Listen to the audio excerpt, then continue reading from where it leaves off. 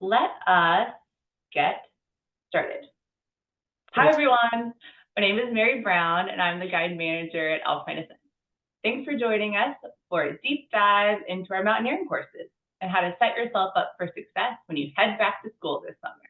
The kind of school where cram sessions involve ice axes and final exams happen at sunrise. Whether you're eyeing our classic 6-day mountaineering course on Colton, Mount Baker, or thinking about taking your education to the lower fork of the Hilton Glacier on one of our 8-day Alaska courses, you're in the right place. And leading today's class is none other than Lyra Pierotti, Professor Lyra Pierotti today, an IFMGA certified guide, basically the PhD of guiding. Lyra's passion for climbing and teaching has taken her all over the world: Washington, the French Alps, Alaska, Antarctica, South America, Russia, and her personal favorite, the Dolomites. She's a senior guide, runs our internal guide trainings, leads trips across Washington, and still somehow finds time to run her own personal training business, Movementum. Before we get started, a couple of quick housekeeping notes. Got questions? Drop them in the Q&A box and we'll tackle them at the end.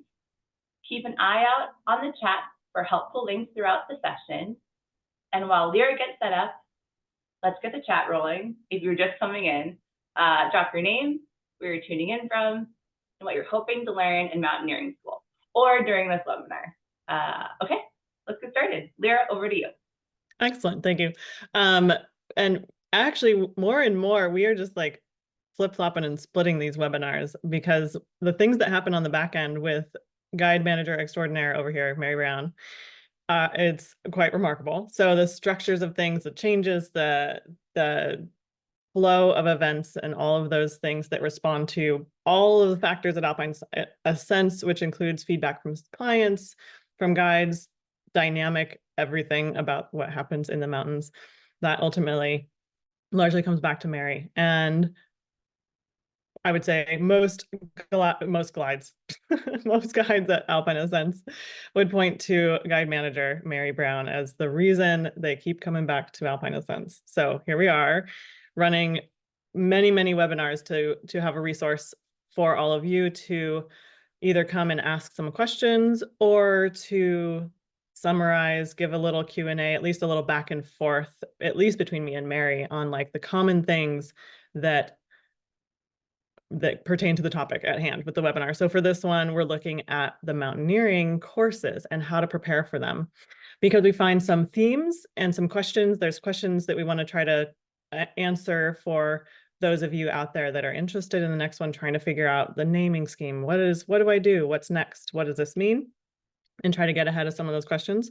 And then also give a resource to, at the end, I'll discuss some most common missed tidbits. It's like the things you didn't know. And so try to help close those gaps to help any of you signed up already show up for your program feeling more dialed, ready. And if you think of our learning, our learning capacity as a pipe, trying to remove the plaque, if you will, from like the edges of the pipe so that you have just more flow and you can get more from us in the field at a time when it's most appropriate. So what can we do to help you get things going on your own? What can you do yourself? And then that allows you to show up ready for the fire hose, if you will.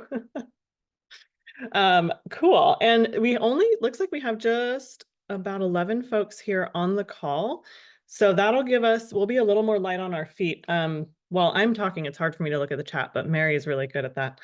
And we can certainly address questions. So Mary, just interrupt me as you hear me talking, and if pertinent questions come up, throw things in the chat. Yeah, I'm happy to be responsive as we go through here, or I'll punt them to later if we're about to answer it. Okay. Next, I'm going to dive in to a screen share. This one. There we are. Share. Okay. Everyone should see the Alpine Ascents website. Great. Okay. I'm mostly just, oops, where did it go? My mouse is lost. There we go. Okay. Still 6-day Baker. is on the screen? Yeah, great. Okay, Yes, thank you. yes, yes, yes. I love the floating thumbs up. Zoom is just getting more and more fun. So I'm going to take you on a quick tour of the website and really just go through all of the programs that we offer and describe what is the what with all of these day names. We have, gosh, it's just really hard to put a single adjective for any of these courses. So they are numbered by the number of days and the location. And then you want to go in and read the itinerary, the overview, of course. And so I'll talk through from the guide's perspective where these should be and informed with some of Mary's experiences in chatting with folks and trying to get folks in the right place. What are each of these for? The 6-day Baker, that is a climb, usually on the south side of Mount Baker or Comacultion. This is kind of the bread and butter, I would say. Like this could be, you're just wanting to explore mountaineering for the first time, but you have a relatively high level of fitness and you understand, or you've been hiking and carrying a pack, that all of these trips involve carrying a pack and high level fitness. So a strong background in hiking is recommended. This one gives you an extensive skill set and would be a foundation for other programs that like an intermediate course, for example. That's an obvious one, but this would be maybe in a few years, I'm thinking about climbing Denali, for example, and you could start with something like this and then start to understand what progression you need to be on in terms of fitness and skill to do a much bigger mountain. So these programs are designed to elevate your skill so that you can come on an Alpine Ascents expedition or climb that is far more advanced. And then some of them apply and work really well for your own climbing career as well. The 6-day Baker is a core one for all kinds of mountain athletes and interests. You leave having practiced crevasse rescue, having developed skills in cooking for yourself in the mountains. That is it's really good to practice that one on your own if you can, so that again, you reduce the strain of new things. And then you can learn the more specialized things with the guides, which would be the rope and knots, rope skills, glacier travel, glacier navigation. By the end of this program, the guide team works with the entire team and will often have, they'll have guide-led rope teams, and they will have an independent rope team often as well to climb the mountain. So it's a pretty exciting one. It's, yeah, gives you a lot. So any questions on that one, Mary? I see no questions. I have nothing to add. That was a great overview. Great. Okay, now we're going to go on to the 4 types of 8-day programs. Sorry. 8-day Rainier. This one, as a guide, I would describe as woof burly, like come strong and fit and well-trained with a backpack. This is one of the heavier programs. It is not a program to look at like, well, I could do the 3-day Rainier DC climb. I could do the 4-day Emmons climb, but I have an 8-day Rainier program. That one, that gives me 8 days to summit, right? Oof, definitely not. That is, you are carrying 8 days of food. You're on the mountain the whole time. Moving camp, you are on a glacier camping for over a week. It is spectacular, notably, and a lot of hard work, super rewarding. And it, again, gives you a lot of those skills relevant to basic mountaineering. Anything to add on that one, Mary, that I missed? Nothing to add. I did pop it in the chat. We often recommend this course for guests who want to train for Denali. It is a heavier pack weight course. It's in the middle of the summer, so you have long days, lots of time to train. For those who have never taken a mountaineering course before and they have aspirations to climb some of the bigger peaks like Denali, I would recommend this one even more than the Denali prep. If you could pick just one course to train for Denali, it's really, really good. That's really good insight, Mary. It is, because it gives you, it's one of the burlier courses, I would say, like lots of time with a heavy pack and you are committed to the mountain.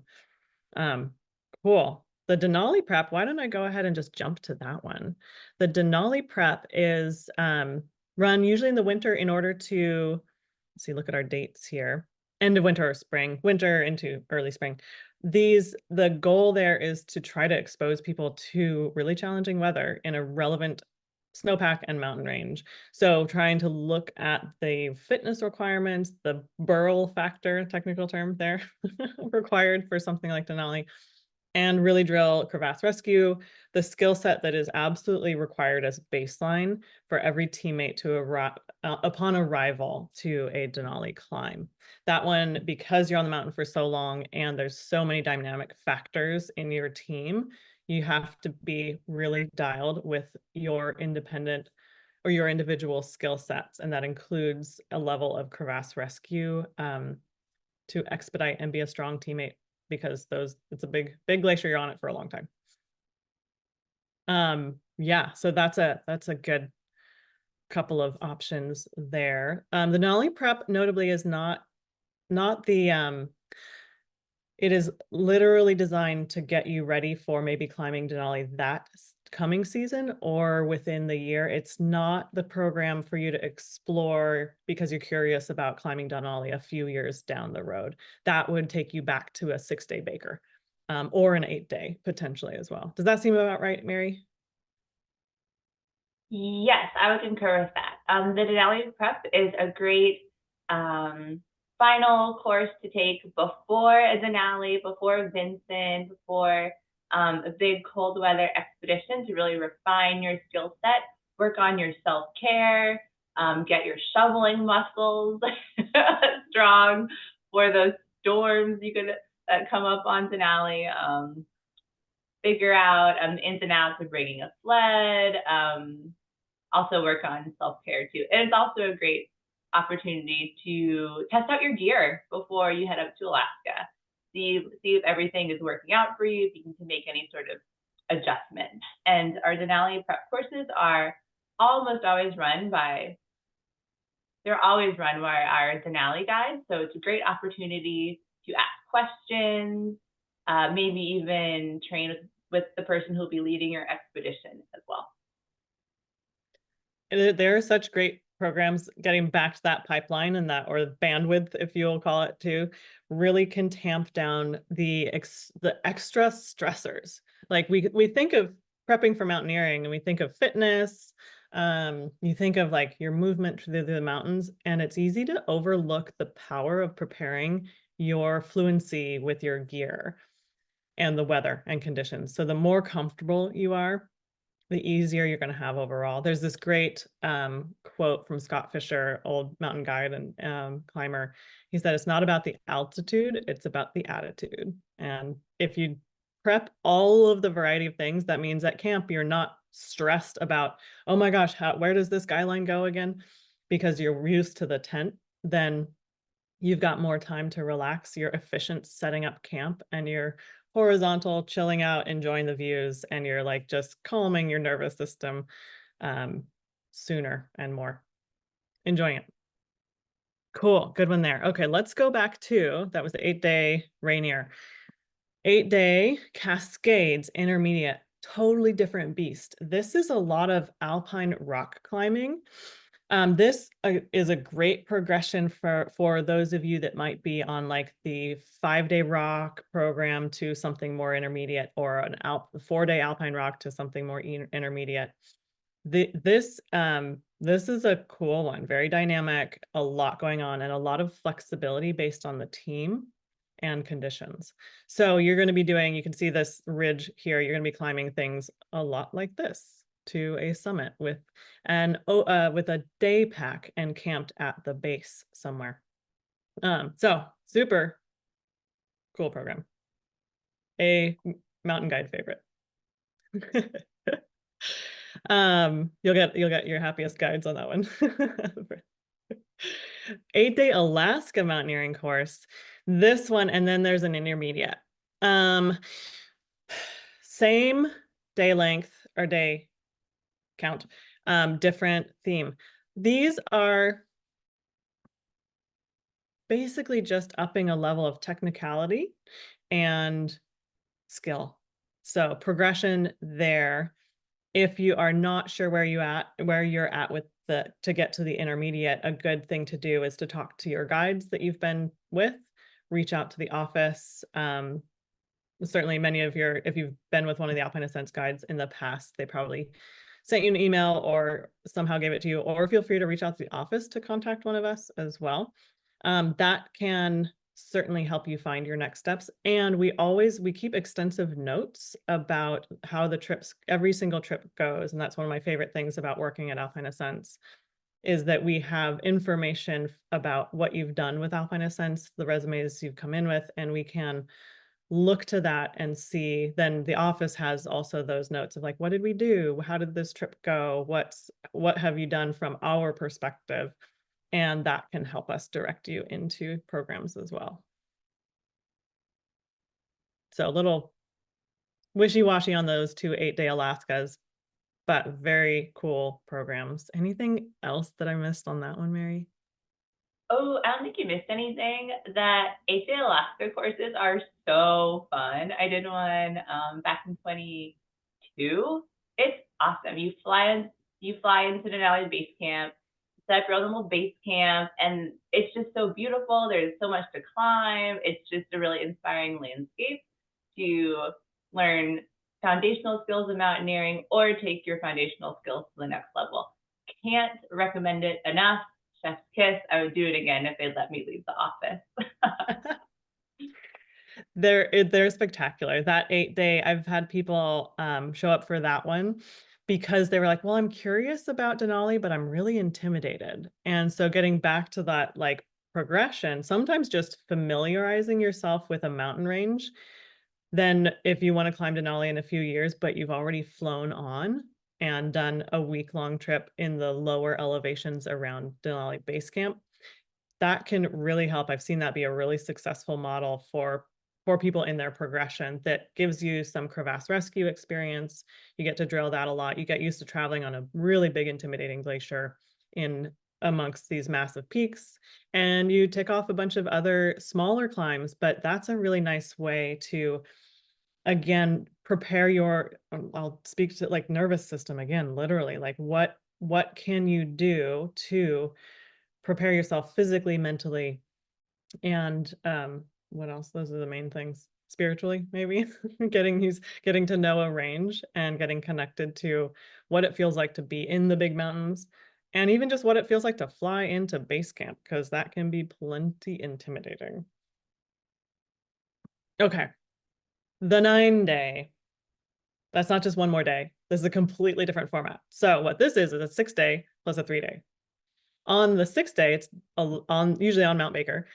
That prepares you for a guided climb of Mount Rainier. So this one ups the ante in terms of day-to-day recovery, and it takes the skills you use on the 6th day, gives you a moment to like reset, a night off, get a shower, and then show up for a guided climb, total theme change. But that allows you to, again, kind of calm the nerves, relax a little bit, integrate the learning, but reduce the performance, if you will. Like, you don't have to, the expectation is not that you are leading a rope team, for example, as you had on the 6th day, but rather climbing a slightly harder mountain now under the guidance of the guides. And so that gives you a really cool double exposure to what a guided climb is like, and then what it means to build your skills over time in the mountaineering realm. That one, I'll jump immediately to the 10-day, same idea. And this one is very cool. It would be a lot more expedited. So you want to come in really sure that you can handle the additions here. This is a 6-day plus a 4-day Kautz, but the 6th day crams in additional learning.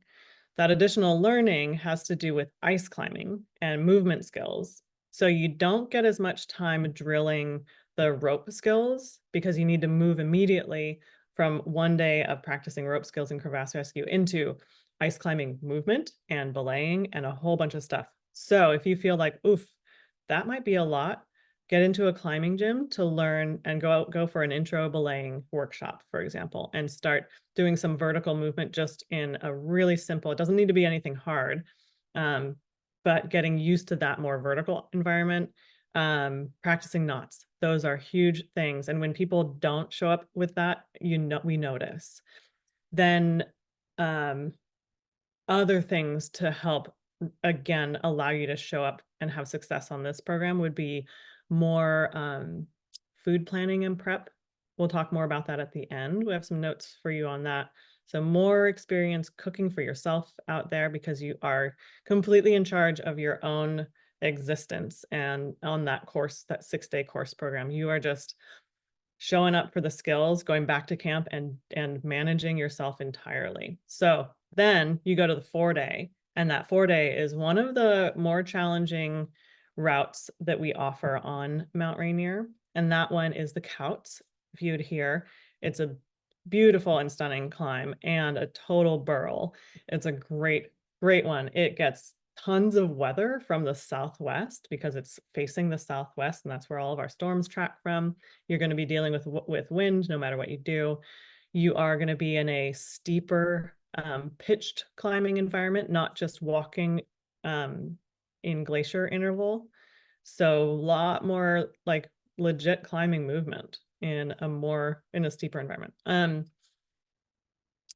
Heavy packs for of those 3 of the 4 days, and the other day is summit day, and it's very long. So that is a spectacular like boost to your mountaineering skill set.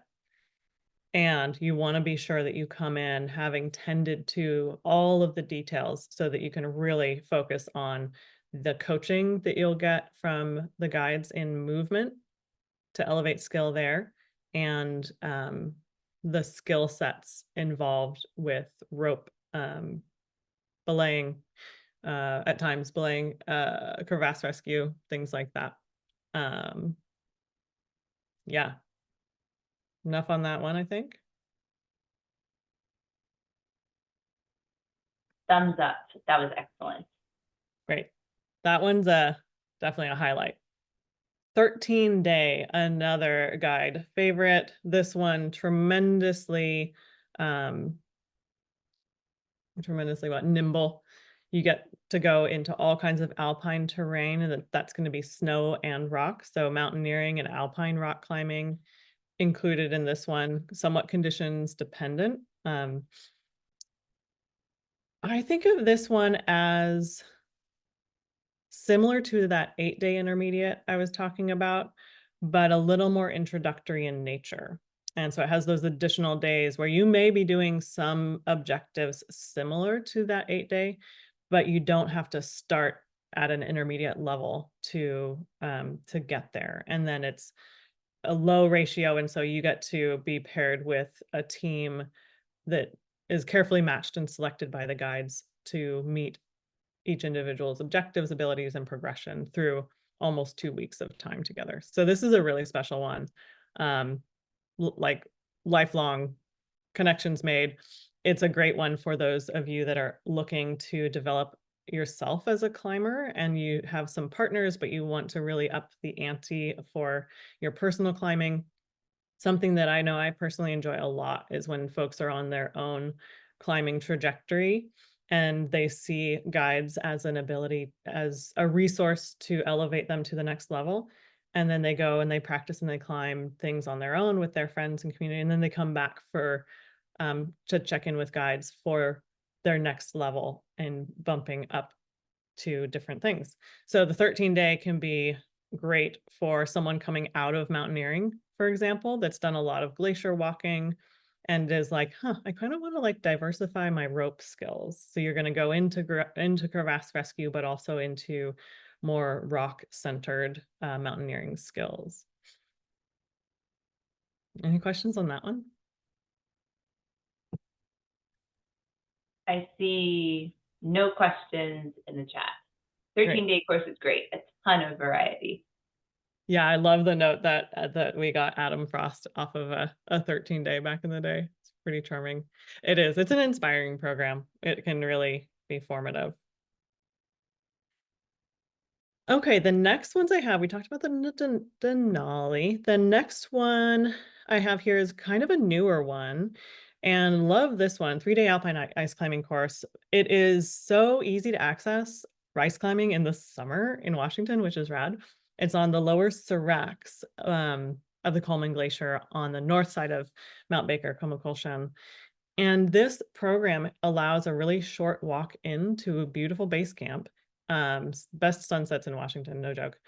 And then you climb onto the lower Coleman and do kind of like what you see in this photo here, some vertical ice climbing. This one is fantastic progression for standalone climbs such as the North Ridge of Mount Baker and the Couts.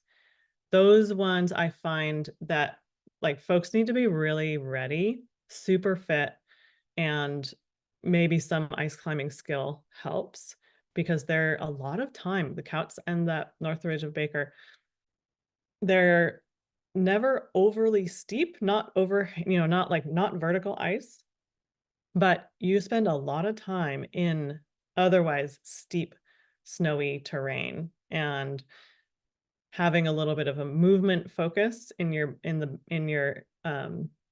prior training can be really helpful. So this would be a great one. You could do it the same season, but maybe earlier than one of your climbs, or you could do it the year prior, for example.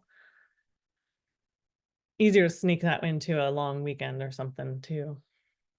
And then I'll jump right into the last couple ones. You'll see here's the main web page. If you go to schools, that's going to give you all the ones we just went through. And there are a few more. We're focusing on the mountaineering for this webinar. And so I'm not going to dive into our rock programs as much. Those are here. And I'm also, but I do want to mention that we have a 1-day mountaineering fundamentals and a 1-day crevasse rescue clinic. We also added, where is there, related, there is a 1-day ski. Yeah. We did a ski webinar last week before last, couple weeks ago. New program that Mary and I are really excited about that we kind of put together. This one is specifying your mountaineering crevasse rescue skill set for a ski application. So that's a cool one. We're doing that one now. But back to the schools, that's the only one that's not quite on there. Otherwise, you do have similar regular crevasse rescue and a 1-day mountaineering fundamentals. That is a fantastic one to like. It's basically what we call a snow school, which you've probably been exposed to if you've done any climbs with Alpine Ascents. It would be one of those as a standalone. And they're pretty fun, even if you've had this in the past. If you haven't been out recently, or you're like, oh, it's going to be a year before I can climb again, but I want to stay sharp. And you're going to be exposed to a variety of guides who will inevitably have interesting, like same fundamentals, but maybe a slightly different style, not different applications, but stories or techniques or a way of looking at you that might be helpful in giving you feedback for your next level in movement skill on snow. So I think that's it for my talking at the moment. I think, Mary, it's your turn to talk. Am I right? Yes, it's my Yeah. turn. Okay. I'm going to talk about logistics for the mountaineering schools. And I take over screen sharing from you. You got it. Yeah. Okay. Logistics. Okay. I'm going to share my screen. Can everyone, Lyra, can you see that? Thumbs up? Perfect. Okay. I'm going to talk about what you need to prepare before you get here for your mountaineering course, whether you're doing the 6-day on Colshan or the 8-day Emmons or anything in between. So let's go to the logistics tab. Dun, da, da, da.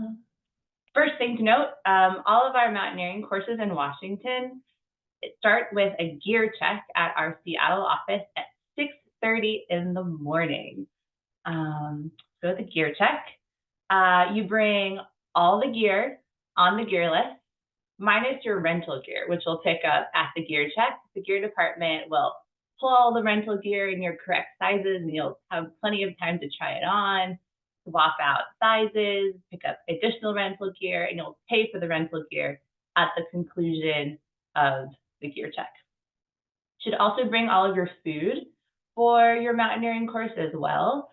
That way the guides can advise on if it's the right amount of food, too much food, and oftentimes on the way to the course venue, there'll be a stop, usually at a grocery store, to pick up a little extra food, get a coffee for the road, that kind of thing. So you have a little bit of wiggle room to sort of dial your food pack on the first day. But you should have most of your food, hopefully all of your food, at that gear check. And we'll talk about food in depth a little bit later. Another question we get a lot for people who are flying in for their courses is like, I have my jet boil, I can't travel with isobutane, where do I get it? Fear not, we have a little retail store that sells isobutane canisters, and you get them at 10% off if you're on the climber course with us. For people who are using a whisper light or a white gas stove, we provide white gas for you free of charge for your course. That's a gear check. One other thing to note, you do not have to have your gear neatly packed for the gear check, just like bring it. When you get here, you'll explode your pack and the guide will go through the items one by one. There'll also be a chance to pick up any cordelette you might need and also cut it to the correct length here as well. Get the gear check. I do recommend getting coffee, bringing your coffee here before the gear check. It is kind of long, and 6:30 is really early in the morning. There's a Starbucks that's like literally right around the corner. There's that.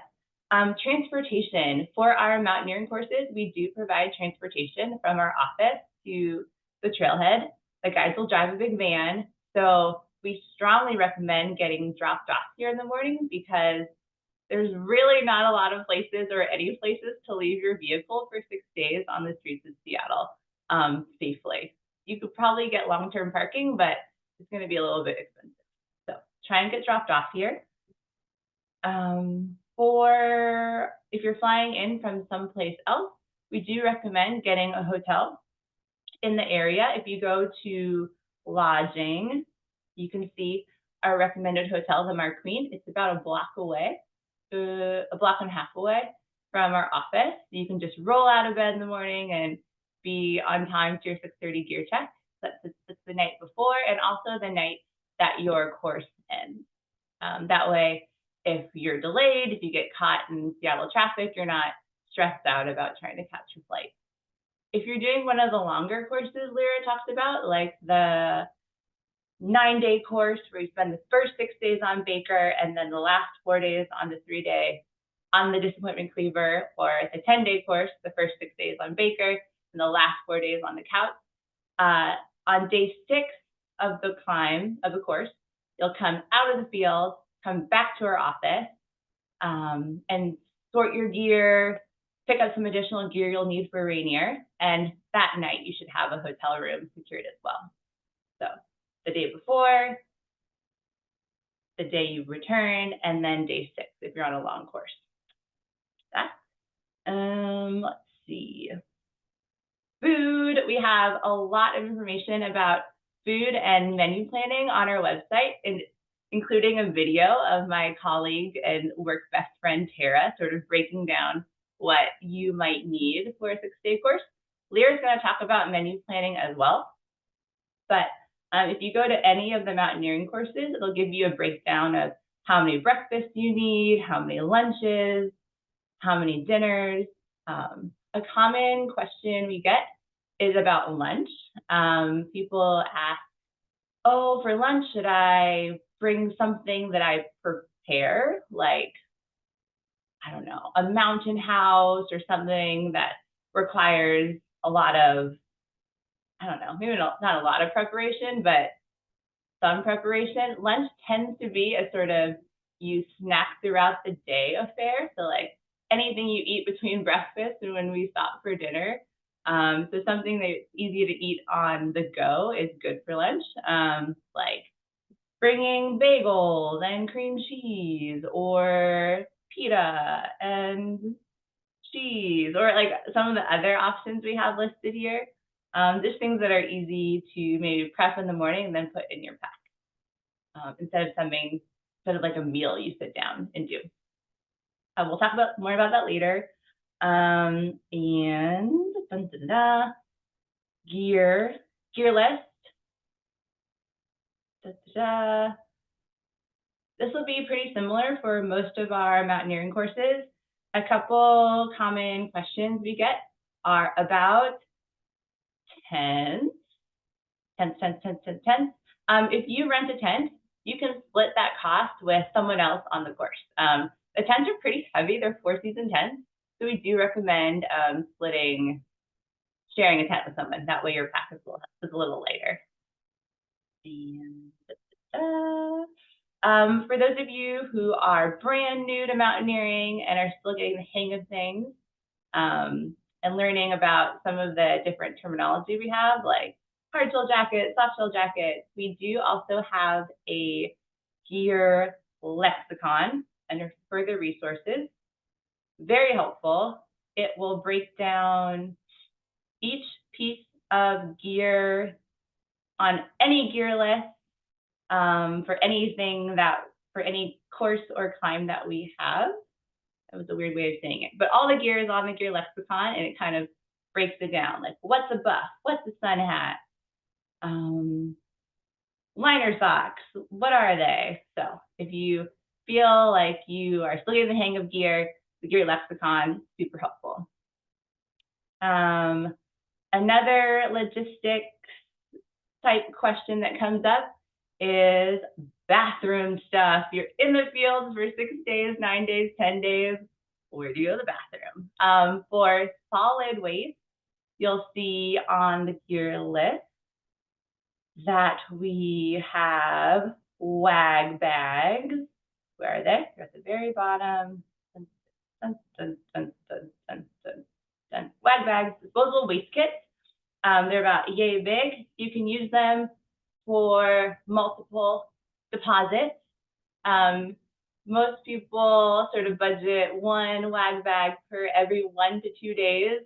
Depends on how much you like using them more than once. They have sort of like kitty litter stuff that kind of cuts the smell, and a big thick bag that you put them in. And then during the course, once you have your full wag bag, we have sort of like little bins that you put your wag bag in to keep them safe from the ravens and other varmints and critters that you might find out on the course. It's actually not that bad pooping in a bag. It just takes a little bit of getting used to. For urine, pretty easy. Just kind of go wherever, not go wherever. Typically for the mountaineering courses, the team works to come up with a sort of designated pee site with like a wall, like a snow wall. That way you have some privacy and there's not just yellow snow everywhere. So don't go wherever. It'll be like sort of like a bathroom situation at the camp. Also, it's a good place where people will fill up their wag bags with the snow wall privacy. Yeah. In the chat, once I'm done talking, we have done a couple of blog posts and webinars about female-specific personal hygiene. So something I love, Kula cloth. It's a reusable sort of pee cloth that reusable toilet paper that's cut with silver, so it's antimicrobial. I think it's a game changer. Talk about pee funnels, totally optional. I don't typically use pee funnels. Some people swear by them, but we'll do a deep dive on that in the blog post and also be at a webinar. So I'll pop that in the chat. Lyra, am I forgetting anything about logistics? Good. Are there any, I'm gonna stop sharing my screen. Stop share. Any logistics questions before we move on? Q&A? No? Okay, cool. Lyra, over to you.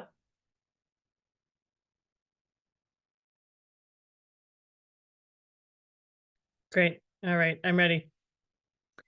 Let's see. I'm going to share my screen and building upon what Mary was just outlining for us. All right. Does everyone see the upper Ingram Glacier and how not to sandbag yourself? Yes. Great.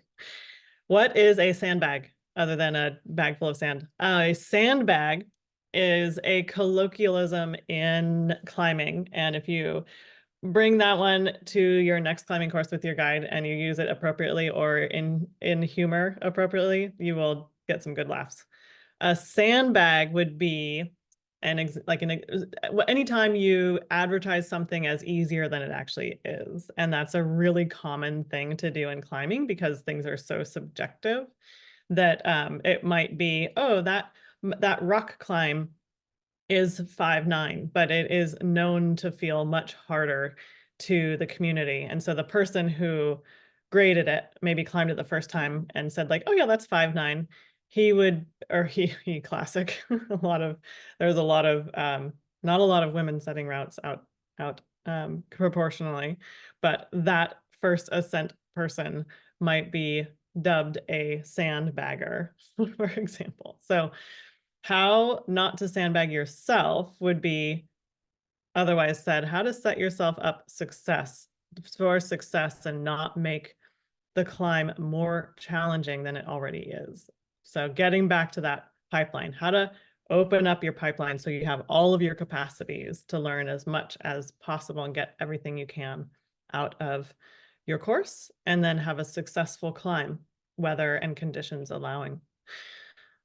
First one that's totally in your wheelhouse and that I recommend prepping now. Start experimenting now with your food planning. You do not need the classic red flag that we get at Gear Check is the person, don't be this person that shows up with 12 or whatever Mountain House meals and like a bag of Cliff Bars, some like honey stinger gummy chews and some electrolytes and trail mix, and then salami and crackers or salami and cheese, which seems at first glance like all of the things you need.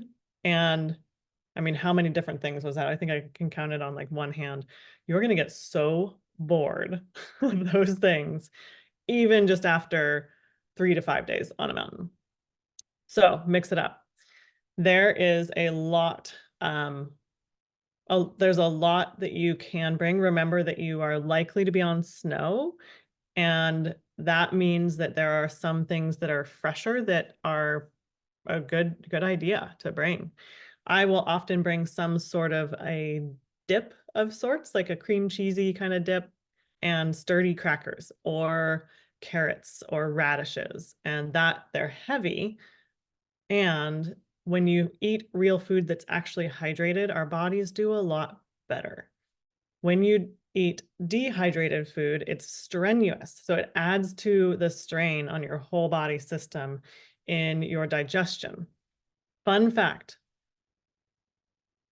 eating one Cliff Bar, which gives you 240 calories, requires, in order to properly digest it, because it's like this massive log of kind of dehydrated, smashed together, dense, sticky stuff, it requires drinking 40 ounces of water to properly digest it. Like that's just the level of like, if you want to get everything out of it, you also have to drink 40 ounces of water. That is over a liter of water. Water is heavy. So thinking about foods that don't require that amount of water input in order to properly digest it, that really points us all back towards real foods. I figured out how to carry sturdy little like collapsible bottles or things for blueberries, for example, or I have my bowl that I'm going to be using for breakfast the next day. That means I can carry some blueberries into the field in a sturdy container, at least for that first day, for example. Those kinds of things. I carry little small packages of olives because there's not a lot of calories, but it sure is nice and refreshing. and keeps me motivated to keep eating. That's part of it. Artichoke hearts, that's another personal favorite of mine. And you can find them in little tiny travel like snack bags. So there's lots of, what are they called? Like little applesauce packets and things like that they're originally made for children. And now they're making them with adult flavors in mind also, because those are great, very hydrated, but one of those in a day or every other day can be really refreshing. I will bring 1 or 2 on a week-long program and either time it and save it for the hottest day or the biggest climb. And that helps me stay hydrated when I might be losing my interest in plain water, for example. Great, I think enough on that. Your gear, and keep any questions coming. We'll make sure that I catch more of these questions as we move on. This is beautiful camp here. You can see a bunch of different styles of tents. We provide tents for courses. You are also welcome to bring your own. If you do, practice with it and set it up. Sometimes people show up with a brand new tent and then we have to figure out how to attach the guidelines. And that's definitely a sandbag for everybody involved. It takes a lot of extra time. It slows down the group during that gear check from getting into the field that day. So make sure that you are setting that up beforehand. Yeah, guidelines on these tents. If you can see from here, here's one in the foreground. Where's my mouse? There we go. In the foreground here, you can see these guidelines. They're right there. And you'll notice they come from the middle or the top of the tent. That is critical. Backpacking tents are not typically appropriate for a mountaineering setup. Often they will have just little stakes or low guidelines. The mountains will produce a lot of weather, and often you tend to be like the highest thing off of the surface, whereas in backpacking, you might be nestled in the forest or sheltered down in a depression somewhere in the mountains. But here you are exposed. And so your tent needs to be anchored from top down so that it can't get air under it or wind under it to pick it up and blow it off the mountain. So you can see these are then also attached to rocks. You can't drive a stake into the ground up here. It's all rock and gravel. So what we do is anchor them with long guy lines. We tie them carefully around boulders to hold the tents down. You'll be instructed on that part of it, and make sure that you have that guy line set up, set and ready to go. The guides can help you fine tune it, of course. But if that is brand new to you, that'll be an additional source of chaos in getting ready.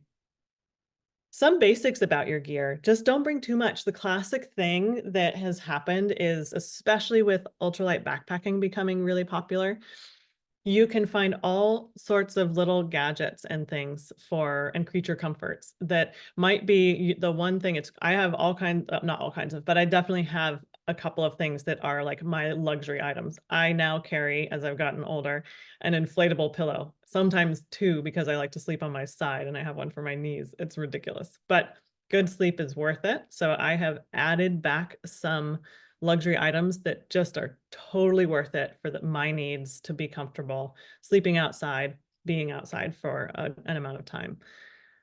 Be mindful of that accumulating into too much. So remember that is going to detract from your movement uphill. Thinking about every item having at least 2 applications can be useful. A little pillow definitely doesn't, so that's my exception to the rule. But if you think about cookware, for example, you might have some overlap where I described like, oh, this container carries my nice fresh food and allows me to store. They might have a container with a twist top, for example, as your bowl. Your mug might instead double as a water bottle. The guide favorite is what we call the Nalgene baby, or baby Nalgene. It's a 1/2 liter Nalgene. You can put like a tall beer koozie actually on it as an insulator. It's hilarious. or other neoprene insulations made by, spacing on the company name now, but there's some expedition companies that make these neoprene sleeves that turns into a totally like sealable mini thermos that's very lightweight versus an actual thermos that is great for your coffee in the morning. And then it seals. And so you can fill it with water later in the day, and it provides more carrying capacity. Toiletries, that's a common one that can get out of hand. We always encourage folks to not worry about things like deodorant. Bring a small tube of toothpaste. Think of all those little things that, like, you don't need a giant tube necessarily of sunscreen even. Bring what you need and trim down as much as you can. More on gear.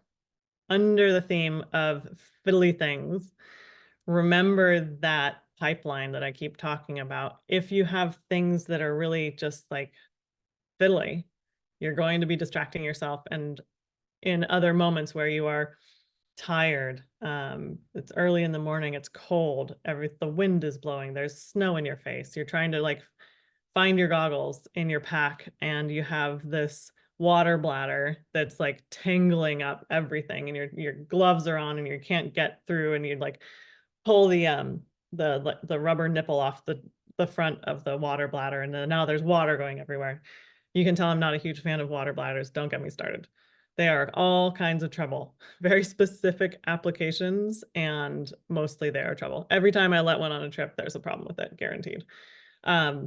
So fiddly things, keep things absurdly simple. Try to imagine yourself, and this is why practicing with your gear helps. Even if it seems like, well, I'm just like carrying my backpack. You find little details out about your gear as you use it. Simplicity. I had someone last year insist on carrying a lightweight camp chair on a mountaineering trip, and don't do that. It's very silly. You can sit on a rock. You can make do with foam pads. We do insist that people bring 2 pads, typically a foam pad and an inflatable pad for comfort. Foam pad is largely for safety. If something pops, that inflatable, definitely crucial for sleeping well. It's rare that someone can get a good night's sleep on just a foam pad, but that foam pad then gives you a nice surface to sit on, and you can assemble rocks around and you can lounge on that thing without needing to carry anything extra. And the foam is super lightweight. A common desire to stay organized might encourage some folks to come with everything packed in stuff sacks. That can work really well for plane travel. I do the same thing. But then once I arrive, I explode everything, and that is going to allow you to pack your pack much more efficiently and comfortably. And that will, you'll drill that with your guides. That's certainly something you'll get lots of tips on, because packing is a huge part of it. So a couple stuff sacks. I keep like 3 stuff sacks of food. There's one that would be like later food or dinners and things. I put that in the bottom of the pack. And then I might put a little snack bag up towards the top. So that makes me feel organized, but also able to pack heavier things down low in the pack and make accessible things quick to access and grab when I take a break. Pack covers. Pack covers are problematic. They're great for backpacking, but in mountaineering, you often have sharp things on the outside of your pack. So you'll poke a hole in it, and then it's not rainproof anymore. Liner trash bags, really burly ones, are typically what we use. It goes inside of your pack. It's just a giant cylinder, and then you pack into that. So recommended. And here's to that point of preparing what you can do. The grog knots is the same as animated knots online. If you Google animated knots, or the app is called Grog Knots. Really good visuals of knots. You can sort them according to category. And so if you just go to the climbing category, you can learn a lot of things. Really, there's not a lot of knots that you need to have mastered to climb. I think it's, maybe less than 10 knots and you've got a climbing career.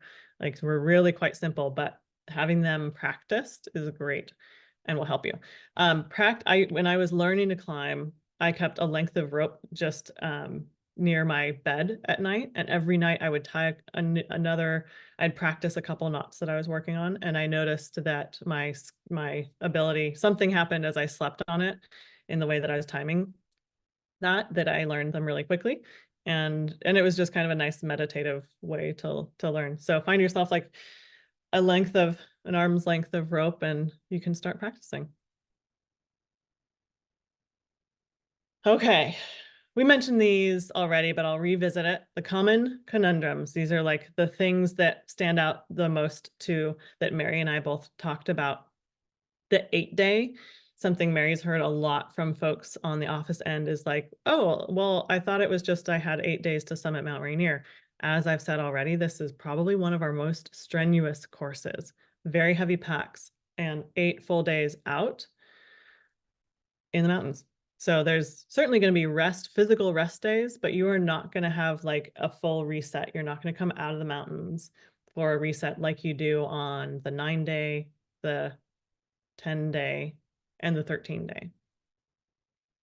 The 10-day, often people look to that one as like a bigger boost in their experience. Totally true. You got to be ready for it in order to take advantage.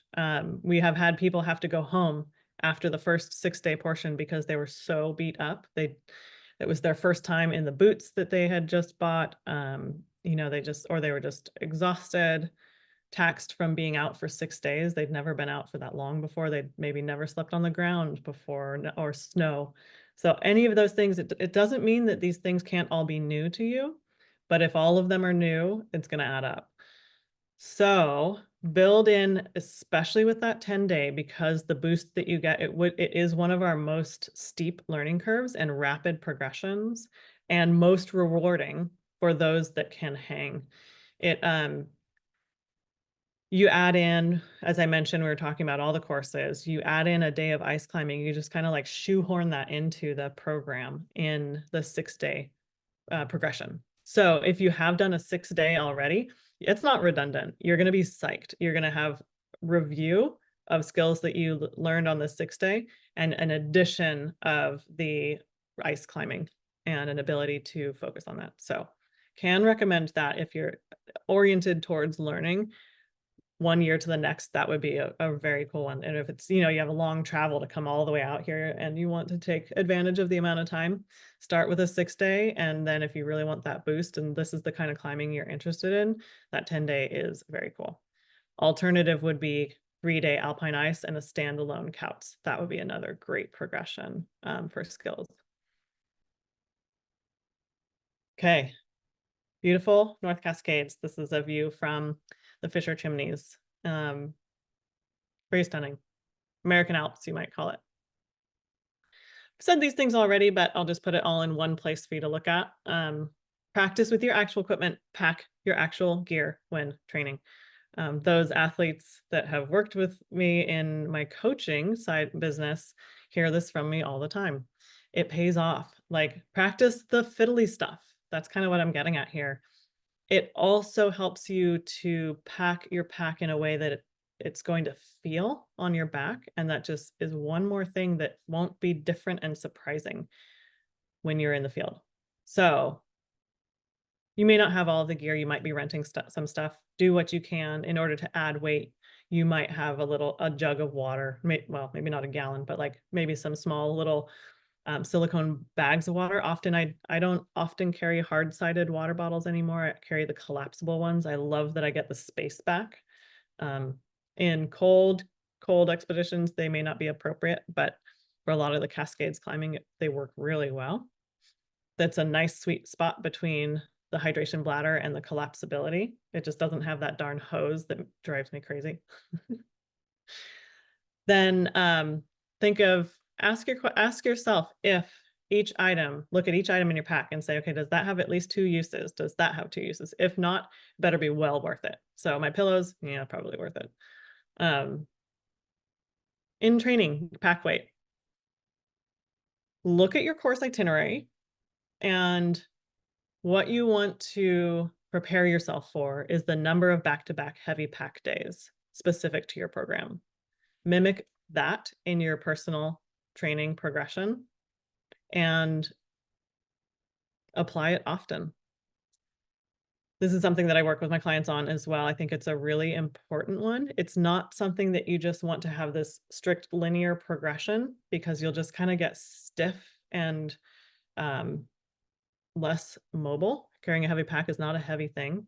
It's not a healthy thing, but we have to do it. And so build up your strength, your posture, your core strength for sure, and throw that heavy pack on, mimic the pattern you will need and the terrain as best you can. And then make sure that you are adequately shaking off any of the like tweakiness, stiffness, funkiness that results from it and keying into that. The thing that breaks my heart the most in training is to see someone who's done this, progressed up to 60-pound packs, and they're like, yeah, it's doing great. And then they're just like locked in this very rigid position because they haven't been tending to dynamic movement. And then that ends up inhibiting your complex movement patterns required for more technical movement. So if you're looking at the 10-day, the 13-day, any of those 8-day programs, that's going to become more critical. The 6-day, a little less so. There's not as much like rotational upper body movement, for example. Most of the climbing is on your feet. And so that's a good starting place. And then learning all of these movement patterns that help you integrate more efficient technical movements specific to climbing through your career. I think that's all I got. Oh my gosh, that was excellent. No one will get sandbagged. No more sandbags. Should we move on to Q&A? I don't see any questions, but let's give people a little bit to put their questions in the Q&A box. Yeah. And if not, we'll just assume we've covered everything about mountaineering courses. We were just so thorough. Everything. There's no way.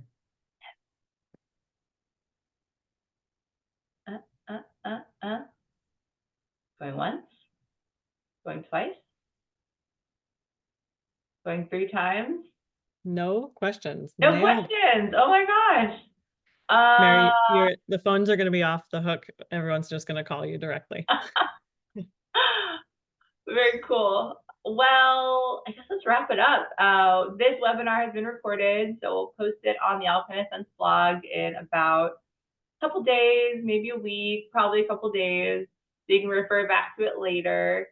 If you have any questions about anything that will come to you in an hour, like I should have asked Lyra this, just call the office, whether it's about gear or next steps, or you want to talk to some of the options, just give us a call. We're here 5 days a week, the business days, not the weekend.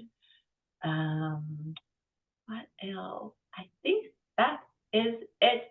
Lyra, one final question from me to you. If you could hop in a time machine to the way back before you started climbing and guiding, what mountaineering course would you hop on at Alpine? Oh, 13-day for sure. 13-day. Life altering. I probably would have been like Adam Frost on that one. Like, I'm going to do this for the rest of my life. Yeah. Somehow that happened anyway. Hooray. Okay. Well, cool. Thanks everyone for logging in. We'll see you in the mountains, hopefully. Bye. End.